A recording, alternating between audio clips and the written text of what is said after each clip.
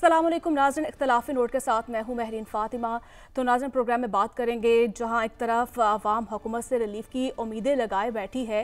निगरान हुकूमत ने रिलीफ के ज़िम्मन में किसी भी लाहे अमल का अभी तक कोई ऐलान नहीं किया। हाँ, अलबत्ता जुलाई के माहाना फ्यूल एडजस्टमेंट की मद में बिजली ₹1.40 फ़ी यूनिट मज़ीद महंगी कर दी है। इजाफे का इतलाक़ सितंबर के बिलों में होगा। तो वहीं वज़ीर तवानाई मोहम्मद अली साहब ने एलानिया जो है वो जारी किया है कि बिजली की सालाना चोरी 589 अरब रुपए है। जब तक बिजली की चोरी नहीं रुकती तब तक बिजली की कीमतों में कमी नहीं की जा सकती। हाँ, अलबत्ता जो बिजली के बिल अदा कर रहे हैं वो बिल अदा करते रहें। दूसरी जानिब हम बात करेंगे चीनी की, और चीनी की कीमत बात की जाए मुआमले की, तो एक साल के दौरान चीनी की कीमत में 100% तक इजाफा देखने में आया है। इस पर भी अभी तक कोई जो है एक्शन की बात की जा रही थी, अभी तक कोई लाहे अमल जो है वो सामने दिखाई नहीं दे रहा। आइंदा चंद घंटों में गैस की कीमत में भी 50% तक इजाफा मुतवक्के है। बज़ाहिर तो यही दिखाई दे रहा है कि आने वाले दिनों में मजीद महंगाई में इजाफा होगा और मजीद क्या सूरत हाल बनने जा रही है, इसी पर मजीद बात करेंगे हम अपने प्रोग्राम में। साथ साथ आपकी जानिब आऊँगी, जिस तरह से इनवारुल हक काकड़ साहब ने ऐलान किया कि अवाम को रिलीफ दिया जाएगा। अलबत्ता रिलीफ तो कोई नहीं दिया गया, लेकिन हाँ, बिजली की कीमत ₹1.40 फ़ी यूनिट मजीद महंगी कर दी गई है। अवाम को जो ट्रक की बत्ती के पीछे लगाया गया था, क्या देखते हैं कि अब अवाम जो है फिर उम्मीदें छोड़ दे? देखिए, अनवारुल हक काकड़ साहब की शायद ये जब शुरू में वज़ीर आज़म बने थे और हम सब ने उनको दुआ दी थी इस बारे में कि वो अपने जो उनको जानते थे, जो तमाम लोग उनके इर्द गिर्द थे, वो उनको दुआ देते थे कि जिस तरह की रेगुलर गुफ्तो शनीद में है, इसी तरह की डिलीवरेंस भी कर सकें। और उम्मीद भी यही है, अभी भी यही है कि वो इवेंचुअली डिलीवरेंस करेंगे जी। लेकिन लग ये रहा है कि उनके हाथ में इस तरह के फैसले नहीं हैं, क्योंकि उन्होंने एक से ज़्यादा दफ़ा कहा कि हम इसके बारे में कुछ करेंगे या हमें इसके बारे में कुछ करना चाहिए, और फिर बहुत जल्द इस स्टेटमेंट के उन्होंने कहा असल में हम इसके बारे में ज़्यादा कुछ कर नहीं सकते, बिल तो सबको देने पड़ेंगे, किस्तें भी नहीं कर सकते कुछ। तो मुझे समझ नहीं आई कि अगर हमें थोड़ा ये पता चल जाए कि प्राइम मिनिस्टर साहब की इसमें कितनी अथॉरिटी है, क्या या एक दफ़ा बता दिया जाए कि अब जो सीक्वेंशियल महंगाई होगी अगले 2 महीने, 4 महीने, 6 महीने, वो हमारी कुछ ऐसी कंडीशन से IMF के टाइड है या वैसे किसी ऐसे हालात से टाइड है कि इसमें इंटरिम गवर्नमेंट, प्राइम मिनिस्टर, रियासत कुछ ज़्यादा कर नहीं सकती, या कहा जाए कि हाँ ये वाकई एक ऐसी इंटरिम गवर्नमेंट है, एक ऐसी इंटरिम कैबिनेट है जो ऐसे फैसले करेगी जिससे शायद कुछ महंगाई ज़्यादा हो जाए या कम हो जाए, या किसी को फ़र्क पड़े या किसी को फ़र्क ना पड़े। इन दो चीज़ों में से क्लैरिटी आनी ज़रूरी है कि इकॉनमी के पर्सपेक्टिव में, महंगाई के पर्सपेक्टिव में, बिजली के बिलों के पर्सपेक्टिव में, तेल की प्राइसेस के पर्सपेक्टिव में, इन कोर आइटम्स के अंदर क्या इस काबीना और इस प्राइम मिनिस्टर के पास कोई इख्तियार है रिलीफ देने का, या हम ऐसे मुआहदों में बंध चुके हैं जिसमें कोई भी प्राइम मिनिस्टर होता तो बस वो सिर्फ बातें ही कर सकता था लेकिन एक्चुअल काम नहीं कर सकता था। अगर इसमें कुछ क्लैरिटी आए तो मेरा ख्याल है कि अवाम पाकिस्तान की बाशऊर है, वो उसको समझेगी भी और शायद इस तरह उसमें रिएक्ट भी ना करे। दूसरी और ज़रूरी बात जो है वो थोड़ी सी इसमें एम्पैथी की है। देखिए, हम सब जानते हैं कि पाकिस्तान पे एक मुश्किल वक्त है, हम जानते हैं लोगों पे मुश्किल वक्त है, हम जानते हैं कि शायद हुकूमत के कंट्रोल में भी उतनी चीज़ें नहीं जितनी हमारा ख्याल हो, शायद रियासत के कंट्रोल में भी जो चीज़ें हैं उनको भी रिज़ल्ट्स आने में 12 महीने, 24 महीने, 36 महीने भी चाहिए होंगे। तो इमीडिएट कंट्रोल किसी का भी नहीं कि एक जादू की छड़ी से ठीक कर दे, शायद ये बात दुरुस्त हो, लेकिन इस दौरानिए में अगर हुकूमत में अगर कुछ एम्पैथी नज़र आए, गरीब का जेन्युइन दर्द नज़र आए, कहा जाए कि हम असल में आपके साथ हैं, इसमें हमारी ये दो मजबूरियां नहीं होती तो हम अपना सब कुछ बेच के आपके कदमों पे निछावर करते, कुछ एम्पैथी हो अगर लोगों के साथ कनेक्ट करने की, तो मेरा ख्याल है गवर्नमेंट थोड़ी सी बेहतर चलेगी। ठीक है, बेहतर चल सकती है। इसी तरह से निगरान वज़ीर तवानाई मोहम्मद अली साहब ने कुछ गुफ्तगू की है, पहले वो सुन लेते हैं। अदिल साहब, आपकी जानिब आऊँगी, जिस तरह से आपने गुफ्तगू सुनी, वो कह रहे हैं कि बिजली की कीमतें कम नहीं की जा सकती हैं, तो क्या मुतल्लिका इदारों की नाअहली और करप्शन का बोझ कब तक अवाम पर डाला जाएगा? पहले तो मैं साद रसूल साहब की बात पर कमेंट करना चाहूँगा कि निगरान हुकूमत जो है वो शायद, मुझे जो समझ आई साद रसूल साहब कह रहे हैं कि बेबस है। लेकिन फिर मेरा सवाल ये है कि क्या जो इलेक्टेड लोग थे पिछले को 5-10 सालों में, क्या वो बाइख्तियार थे या उनको अपनी जो उनके फ़राइज़ थे, जो उनकी ज़िम्मेदारियाँ थीं, वो उनसे मुतल्लिक उनको इल्म था? वो यकीनन उनकी नालायकी, उनकी नाअहली का नतीजा ही आज भुगता जा रहा है।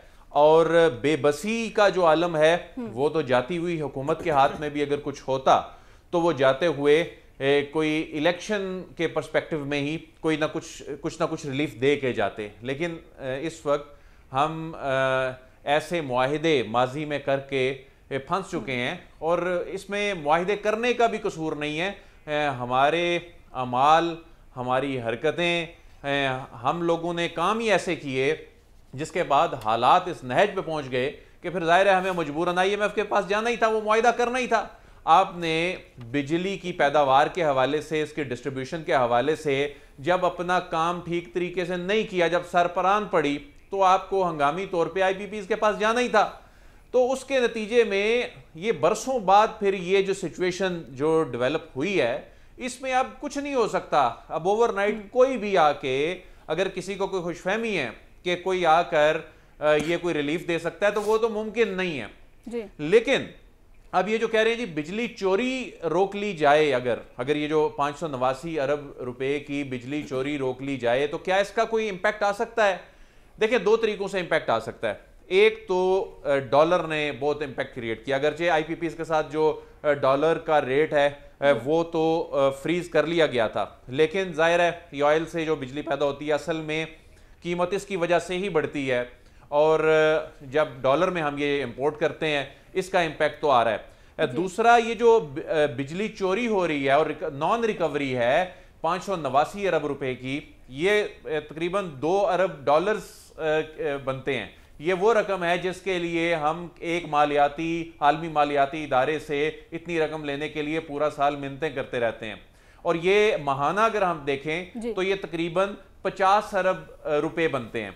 50 अरब रुपए, और हमारा जो फ्यूल प्राइस एडजस्टमेंट ये जो बिलों में आता है महाना, ये तकरीबन 30 अरब रुपए तक आता है। तो यानी आप अगर ये बिजली चोरी ही रोक लें तो जो फ्यूल प्राइस एडजस्टमेंट का इंपैक्ट आ रहा है, ये डबल भी अगर हो तो इसको रोका जा सकता है। यानी इतना बड़ा इंपैक्ट आता है। यानी एक बिल में एवरेज अगर हम औसतन बात करें तो ये तकरीबन 3 से 4 हज़ार रुपए, बल्कि इससे भी ज्यादा इसका इंपैक्ट आ सकता है। इसके अलावा एक बिजली चोरी तो ये है जो एक आम कंज्यूमर पे हम डालते हैं कि जी ये आम आदमी चोरी कर रहा है, लेकिन एक चोरी जो है ये बिजली पैदा करने वाले कुछ बिजली घर भी कर रहे हैं। इनके हवाले से जो पार्लियामेंट के फोरम पर कमेटियों में बहुत से इंकशाफात हो चुके हैं कि किस तरह से ऑयल जो है वो चोरी होता है, उसमें मिलावट होती है, इसकी जो इनवाइसिंग है वो गलत होती है, ये बिजली कम पैदा करते हैं, इनवाइसिंग ज्यादा करते हैं। नेपरा में ये मामला टेकअप हो चुका है,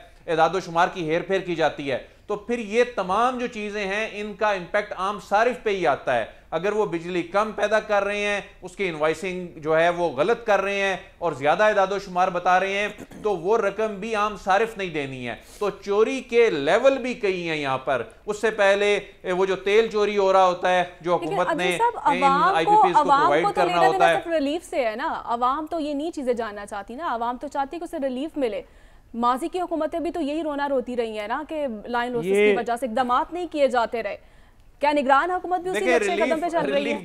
बड़ी ये बड़ी आसान सी देखिए, निगरान हुकूमत आप यानी कह रहे हैं कि 20-25 साल में जो इलेक्टेड लोग हैं, जो ये जमहूरियत के अलमबरदार हैं, ये जो जमहूरियत को तमाम मसाइल का हल बताते हैं, जब वो डिलीवर नहीं कर सके तो आप कह रहे हैं कि 20-25 दिन की निगरान हुकूमत आकर मसले से निकाले। निगरान हुकूमत इसमें क्या कर सकती है? आप ऐसा करें, आज इलेक्शन करा दें, अगले 5 साल के लिए जो हुकूमत आएगी वो भी आपको अगले कई बरसों इस क्राइसिस से नहीं निकाल सकती। हम इसमें फंस चुके हैं। अब इसमें तो इसके अलावा कोई ऑप्शन नहीं है। अब तलक फैसले करने होंगे और वो तलक फैसले शुरू हो गए हैं। क्यों नहीं करवा देते? मैं तो पहली दफा देख रहा हूं, मैं तो पहली मर्तबा देख रहा हूं मैं तो पहली दफा देख रहा हूं कि इस हद तक इतना बड़ा क्रैकडाउन जो हुआ है और मुल्क भर में हुआ है, ये इस क्रैकडाउन का इंपैक्ट तो नजर आना शुरू भी हो गया।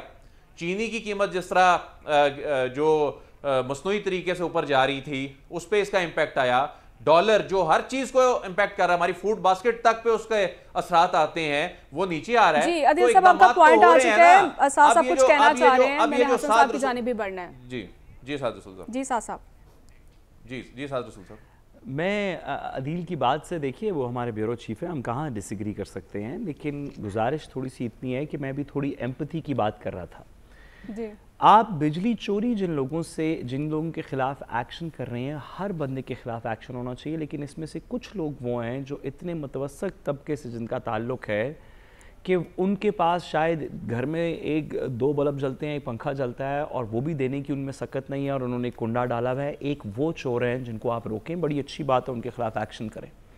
लेकिन कुछ ऐसी फैक्ट्रीज जिनकी बात की गई, कुछ ऐसे लाइन लॉसेस जो कि हम सबको पता है कि किन के घरों में जा रहे हैं, अब ऐसे पूरे एरियाज़ हैं आउटस्कर्ट्स ऑफ कुछ जगहों पे जहाँ पे एक सियासी फैमिली या कोई सियासी तबका रहता है जहाँ के बिल्स जो हैं वो गवर्नमेंट के एक्सचेकर से जाते रहे। इसमें दोनों चीज़ों में थोड़ा फ़र्क कीजिए। एक शुगर मिल अपना बिजली का बिल नहीं दे रही और एक गरीब आदमी अपनी बिजली का बिल नहीं दे रहा। इन दो चोरियों में फ़र्क है।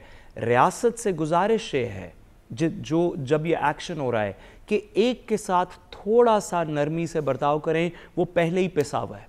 दूसरे को ज़रूर पकड़ें, उनको तो हम पहले ही कह रहे हैं कि मेहरबानी करें, तो जिधर भी वो दुनिया में है उनको बुलाएं और पकड़ें उन्हें, और इस तरह का एक्शन तो ज़रूर करना चाहिए। जी बिल्कुल, इक़दाम तो दिखाई देने चाहिए। बिल्कुल हसन साहब, आपकी जानिब आओगे, जिस तरह से आदिल साहब कह रहे थे और वज़ीर तवानाई की जानिब से भी ये कहा गया है कि जो लोग बिल अदा कर रहे हैं वो अदा करते रहें, बिजली की कीमतों में कमी नहीं होगी।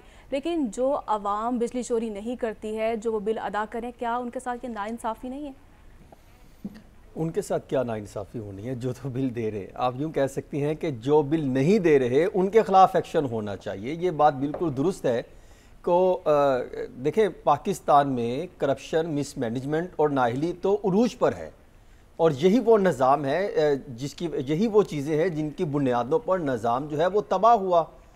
और हम जो है आज भी अगर बिजली चोरों के ख़िलाफ़ एक्शन लिया जा रहा है, तो मेरे पास जो रिपोर्ट्स आ रही हैं, बड़ी बदकिस्मती है कि अभी भी जो है वो मुनसिफाना तरीके से एक्शन नहीं होता दिखाई दे रहा। इतलात तो ये है कि शायद चंद एक जगहों पर जो छोटी छोटी मछलियां हैं उनको पकड़ने की कोशिश की जा रही हैं, जो बड़े मगरमच्छ हैं उनके खिलाफ जो है वो कदम नहीं बढ़ाया जा रहा। जाएं बड़ी बड़ी फैक्ट्रियों, कारखानों, मिल्स मालकान के खिलाफ कार्रवाई क्यों नहीं करते?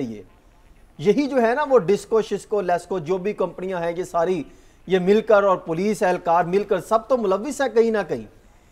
यही वो लोग हैं ना जिनकी सरपरस्ती सियासतदान करते हैं। वो कहते हैं 116 के करीब वो सियासतदान जो इन तमाम ज़ख़ीरा दोज़ों के खिलाफ, चोरों के खिलाफ, लूट मार करने वालों के खिलाफ, कब्जा माफिया के खिलाफ, बिल्डर्स के खिलाफ, तमाम के जो सिंध में जो कहा जाता है कि वो बिल्डर्स जो बिल्डिंग बनाते हैं उन पर कब्जा करते हैं, वो फिर भत्ता देते हैं, उनके जो है उनकी सरपरस्ती करते हैं। तो आज तक वो उनके खिलाफ तो कार्रवाई होनी चाहिए।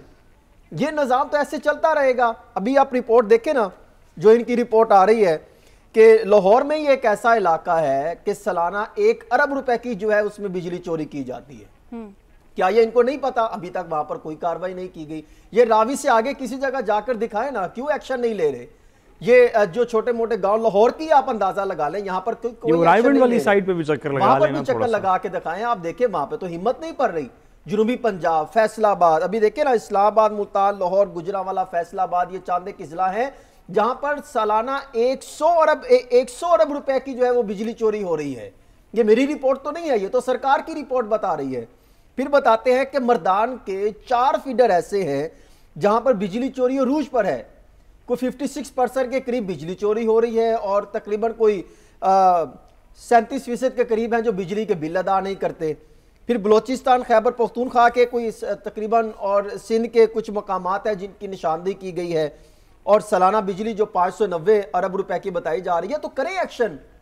ये इस तरह ये कहना कि आज छोटे मोटे से एक्शन करके, मेरे ख्याल में अभी आगाज है और जो रिपोर्ट्स मुरतब की जा रही हैं उसमें आइंदा आने वाले दिनों में बड़े मगरमच्छों के खिलाफ शायद कार्रवाई होने की तैयारियां शुरू की गई हैं। और इसमें जहां पर स्पेशल ब्रांच जो है एक्टिव रोल प्ले करेगी, इंटेलिजेंस ब्यूरो इनके साथ जो है वो रिपोर्ट्स तैयार करके देंगी, पुलिस होगी और दीगर जो है वो कुछ ऑफिसर्स हैं जो रोल प्ले करेंगे। और अगर ये 50% भी काम मुकम्मल हो जाता है तो मैं यकीन से कह सकता हूं कि पाकिस्तान जो है ये बिजली बहरान से निकल जाएगा, ये बिजली के बिल जो इजाफी आते हैं इससे निकल जाएगा, ये इजाफी बोझ से निकलता चला जाएगा। वरना तो आपके सामने ही है कि बिजली 54 रुपए फी यूनिट के करीब है, मजीद बढ़ जाएगी। और आइंदा महीने तो यह भी इतला है कि 2.77 रुपए फी यूनिट मजीद इजाफा होगा। यह भी अंडर डिस्कशन ये मामला चल रहा है।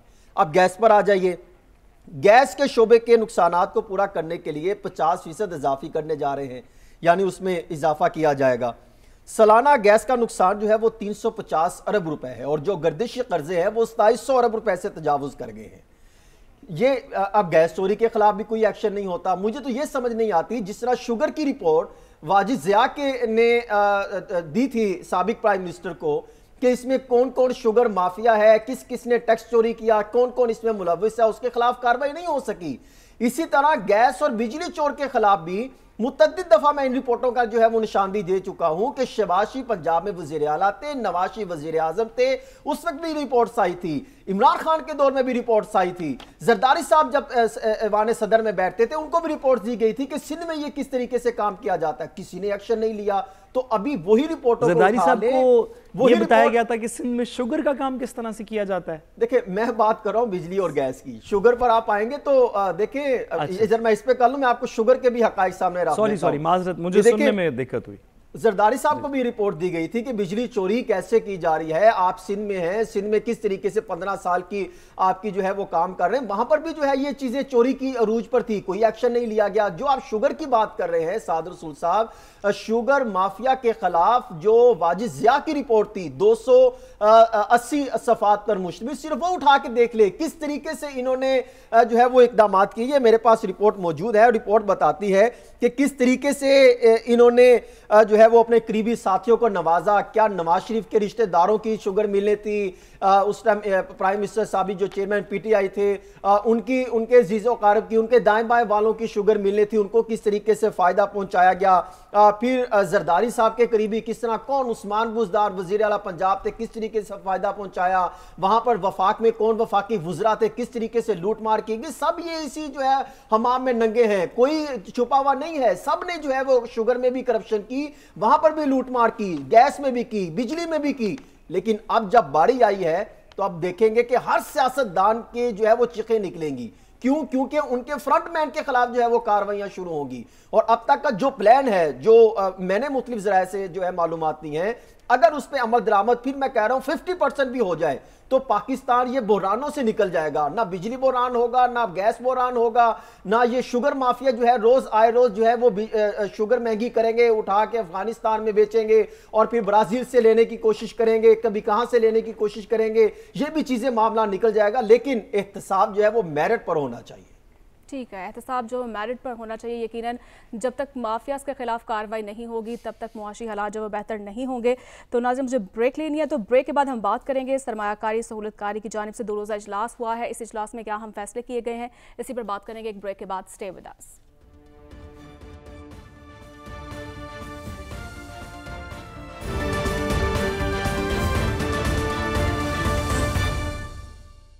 वेलकम बैक नाजरीन, और अब बात करेंगे खुसूसी सरमायाकारी सहूलत काउंसिल के प्लेटफॉर्म से मुल्क में सरमायाकारी को फ़रोग़ देने के लिए नई वीज़ा पॉलिसी मुतारिफ़ करवाई जा रही है। निगरान वज़ीर ख़ारिजा जलील अब्बास चलानी ने सऊदी वली अहद मोहम्मद बिन सलमान की जल्द दौरे पाकिस्तान की खुशखबरी भी सुनाई है। साथ साहब आपकी जानिब आऊँगी, क्या देखते हैं आप कि पाकिस्तान अपनी मादनी वसाइल के पोटेंशल से कितना फ़ायदा उठा सकता है? देखिए, पाकिस्तान को जब से हम इकनॉमिक रिवाइवल की बात कम से कम पिछले 20-25 साल के अंदर पाकिस्तान के अंदर करते आए हैं, ख्वाह मुशर्रफ साहब के टाइम पीरियड के अंदर ये कॉन्वर्सेशन हो या उसके बाद के जरदारी साहब और नवाज शरीफ साहब के वक्त में हो, इमरान खान साहब के वक्त में हो, इसमें से जो भी पीरियड हम देखें तो पाकिस्तान का जो इकनॉमिक रिवाइवल है उसका एक बहुत बड़ा हिस्सा ये रहा है कि हम अपने नेचुरल रिसोर्सेज को पूरी तरह यूटिलाइज़ करेंगे। इस वक्त जो करंट इकोनॉमिक रिवाइवल प्लान जिसके ऊपर SIFC क्रिएट हुई है और पाकिस्तान की इकोनॉमिक टर्न अराउंड की बेट इस मुल्क के अंदर हमने जो वादा किया है कि हम यहाँ से इकोनॉमिक टर्न अराउंड करेंगे, वो भी हमारे नेचुरल रिसोर्सेज से टाइड है। एक उसके अंदर हमारा नेचुरल रिसोर्स है ज़मीन, जिसे हम एग्रीकल्चर और ग्रीन पाकिस्तान के लिए इस्तेमाल करना चाहते हैं, और दूसरा एक और हमारा बड़ा नेचुरल रिसोर्स है हमारी मादनियात, जो पाकिस्तान के तूलो अर्ज़ के अंदर फैली हुई हैं। इन दो चीज़ों को प्रॉपरली यूटिलाइज़ किए बगैर जब तक पाकिस्तान अपने नेचुरल रिसोर्सेज को यूटिलाइज़ नहीं करेगा, तीसरा नेचुरल रिसोर्स भी एक है जो कि बड़ा ज़रूरी है यूटिलाइज़ करना, और वो है पाकिस्तान की यूथ। ज़मीन, मादनियात और हमारे लोग, ये जो 3 नेचुरल रिसोर्सेज पाकिस्तान के हैं, जब तक ये किसी प्रोडक्टिव साइड के ऊपर इकट्ठे काम नहीं करेंगे, पाकिस्तान का इकोनॉमिक रिवाइवल तकरीबन हो नहीं सकता। जो टेक्नोलॉजी और दीगर चीज़ें जिनकी तरफ हम देख रहे हैं, वो एक लॉन्ग टर्म स्ट्रेटेजिक प्लान है। पाकिस्तान 10 साल में टेक्नोलॉजिकल सुपर पावर बनेगा, 20 साल में बनेगा, 25 में बनेगा, इसका इंफ्रास्ट्रक्चर बिल्ड होगा, इसमें एजुकेशन जाएगी, इसमें ट्रेनिंग होगी, कंपनीज आएंगी। लेकिन जो हमारे नेचुरल रिसोर्सेज हैं वो तो इस वक्त मौजूद है ना, उसके ऊपर 25 साल की प्लानिंग से ज़्यादा 3 साल की, 5 साल की, 7 साल की प्लानिंग हो सकती है, और मेरा ख्याल है यही ट्रिक है हमारी इकोनॉमिक रिवाइवल के लिए। साथ साहब आपका पॉइंट आ चुका है। अदल साहब आपकी जानिब आऊँगी, जिस तरह से निगरान वज़ीर ख़ारजा ये कह रहे हैं जल्द सऊदी वली अहद का दौरा जो है मुतवक्के है, कैसे देखते हैं आप इससे मुआशी सूरत हाल में कितना ये कारगर साबित होगा?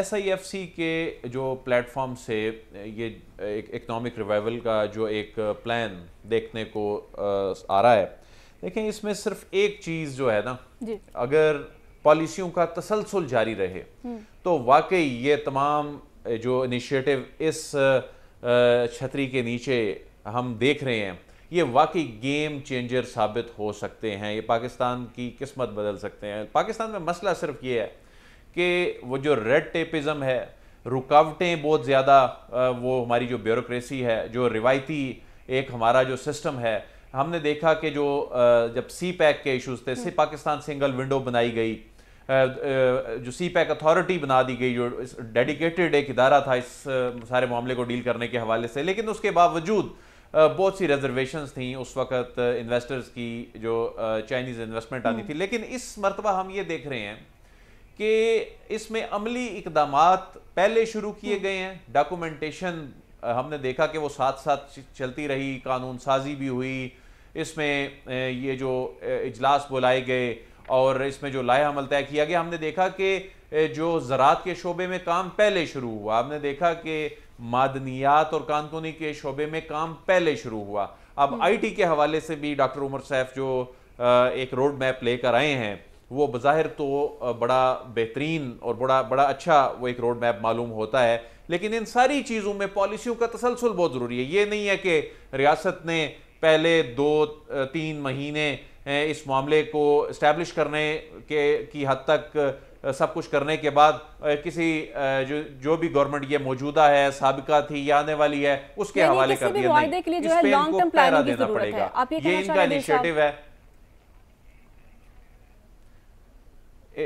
इनको इस पे अपने इनिशिएटिव्स पे पहरा देने की ज़रूरत है। और इसको ये जितने भी बरसों की आगे प्लानिंग है, जो कि नज़र आता है कि अगले 5-7 बरसों में ये मुकम्मल तौर पर इसकी जो इम्प्लीमेंटेशन है और उसके समरात जो हैं वो जब सामने आएंगे, उस वक़्त तक रियासत के जो इदारे इसकी ओनरशिप ले रहे हैं, बड़े बड़े फोरम्स पे इनके एलामियों में SIFC का जिक्र हो रहा है, उस वक़्त तक जब तक खुद इस मामले का पहरा देते हुए सर पे मौजूद रहेंगे तो ये इनिशिएटिव आगे चलेगा। और बज़ाहिर हम जो देख रहे हैं, जिसको हम रिपोर्ट कर रहे हैं, रोज़ाना की बुनियाद पे जो हम डेवलपमेंट्स होती देख रहे हैं, और इसके लिए जो एक एनवायरनमेंट बनाया जा रहा है और इसके रास्ते में जो रुकावटें हैं वो दूर की जा रही हैं, अगर ये इसी तरह ही चलता रहता है तो वाकई ये मुआशी बहाली का एक कामयाब प्रोग्राम जो है वो बनता दिखाई दे रहा है। ठीक है, यानी रियासत के लिए जो है वो गेम चेंजर साबित हो सकते हैं ये मुआहदे, और पाकिस्तान के लिए जो इसके समरात जो है वो लॉन्ग टर्म के लिए हो सकते हैं। बिल्कुल इसी पर हम बात करेंगे एक ब्रेक के बाद, और ब्रेक के बाद हम ये भी बात करेंगे सरमायाकारी सहूलत काउंसिल की जानिब से कुछ इस्लाहात की जा रही हैं बिजनेस के हवाले से, वो इस्लाहात क्या हैं, एक ब्रेक के बाद बात करेंगे इस पर।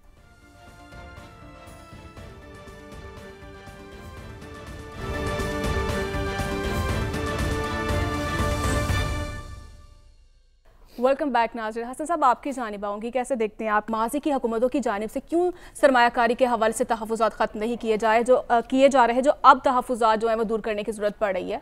देखिए, SIFC का मतलब तो यही है कि वन विंडो ऑपरेशन, यानी वो सरमायाकार, वो सरमायादार जो पाकिस्तान में सरमायाकारी करने का रुख करते थे, उनमें जो बेशुमार मसाइल आते थे, ख़ास तौर पे ब्यूरोक्रेटिक मसाइल आते रहे, डिपार्टमेंटल मसाइल सामने खड़े किए जाते रहे, और एक NOC के लिए उनको मुख्तलिफ डिपार्टमेंट्स का रुख करना पड़ता था।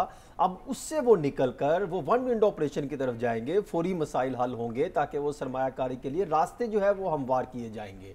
अब उनके साथ साथ कुछ चीज़ें थी जो बेहतर करना बहुत ज़रूरी थी, जिसमें अगर आप देखें कि स्मगलिंग की रोकथाम के लिए बहुत बड़े फैसले लेना ज़रूरी थे ताकि एक मुनासिब सिचुएशन बन सके। जो भी काम है, अगर सरमायादार भी पाकिस्तान आता है तो उनको एक बेहतरीन जो है वो प्लेटफॉर्म मुहैया किया जा सके, उसके लिए बेहतरीन जो है वो फैसले लिए गए हैं। अगर आप देखें तो अब सऊदी अरब जिस तरह $25 अरब की बात की जा रही है, वहाँ से आएंगे, UAE से जो है वो $25 अरब आएंगे, और फिर कुछ उनके जो भी आप बात कर रही थी कि कुछ तहफ़्फ़ुज़ात हैं, वो तहफ़्फ़ुज़ात तो हैं जो सऊदी अरब की जानिब से सामने आते रहे, जिसमें वो खदशात का इजहार जो करते रहे कि ये मामला पहले क्लियर किया जाए, जिसमें अगर देखा जाए तो तांबा, मादनियात और इसके साथ साथ जो है वो रिफाइनरी और शमसी मनसूबों के हवाले से 25 से 30 बिलियन डॉलर की पाकिस्तान में सरमायाकारी करना चाहते हैं। गवादर में रिफाइनरी के हवाले से वो काम करना चाहते हैं। 2019 में सऊदी अरब ने बात की थी कि हम वहाँ पर काम करना चाहते हैं, लेकिन दिलचस्पी जाहिर करने के बावजूद जो है उस वक्त की हुकूमतें उनके साथ वो ताउन नहीं किया, उनको NOC के मामलात में डाल दिया। और फिर 18वीं तरमीम के बाद अगर देखा जाए तो जो सरमायाकारी की पॉलिसी के साथ साथ जो एग्रीमेंट होने थे और जो इत्तेमाद दिलवाना था, उसमें जो है काफ़ी ताख़ीर हुई, और पॉलिसी बनाने में, उनको इत्तेमाद में लाने में, और सुबह के हवाले से जो मामला तय होने थे उसमें ताख़ीर हुई, जिसके हवाले से वो खदशात का इज़हार कर रहे हैं। और फिर उसके साथ रेकॉर्डिक में अगर बात की जाए तो वो 10 से 20% शेयर की जो है वो डिमांड करते हैं, तो उस पर जो है वो काफ़ी सारे पाकिस्तान खुद को भी, उनको भी तहफ़्फ़ुज़ात हैं। और फिर 600 मेगावाट शमसी तवानाई पर सऊदी अरब की जानिब से तहफ़्फ़ुज़ात का इज़हार किया गया है, वो दिलचस्पी जाहिर की गई है, तो उस पर भी काम करना चाहते हैं। तो यानी वो सरमायाकार तो पाकिस्तान आना चाहते हैं, लेकिन यहाँ पर जो ब्यूरोक्रेटिक मसाइल सामने आते रहे, डिपार्टमेंटल मसाइल सामने आते रहे, उसको ख़त्म करने के लिए ये SIFC का जो है वो क़याम अमल में लाया गया, और उसके साथ साथ बाकी जो मसाइल हैं उनको ठीक करने के लिए इक़दाम किए जा रहे हैं। अब तक जो फैसले लिए गए हैं उसमें मईशत की तरक्की के लिए रोड मैप की बाकायदा मंजूरी दी गई है, और मैक्रो इकोनॉमिक मैनेजमेंट के लिए जो है वो रोड मैप तैयार किया गया है। और इसके साथ साथ जो सरकारी अदारों की नजकारी की जाएगी उसके लिए सेंट्रल मॉनिटरिंग यूनिट का क़याम अमल में लाया गया है, उसके तहत बाकी मामलात को इकदाम लेके चले जाएंगे, और 29 के जो है वो उन्होंने SOPs तय किए हैं जिसके तहत इकदाम किए जाएंगे। दरामदात पर पाबंदियों को खत्म करना होगा और सनत को खोला जाएगा, ये भी वफाकी हुकूमत की जानिब से दावा किया जा रहा है। अगर ये इकदाम इनमें से कोई 50% भी कामयाब हो गए तो मुल्क जो है वो तरक्की की सिमत पर जो है वो निकल पड़ेगा। यानी इन्वेस्टर्स तो आना चाहते हैं, लेकिन यहाँ पर मुश्किलात का सामना है, और ये निगरान हुकूमत की जानिब से इक़दाम भी किए जा रहे हैं, और ये इक़दाम कितने सूदमंद साबित होंगे ये तो आने वाले वक्त में ही पता चलेगा। इसके साथ ही मुझे इजाज़त दीजिए, और अगले हफ्ते फिर आपसे मुलाकात होगी। अल्लाह ने के बाद।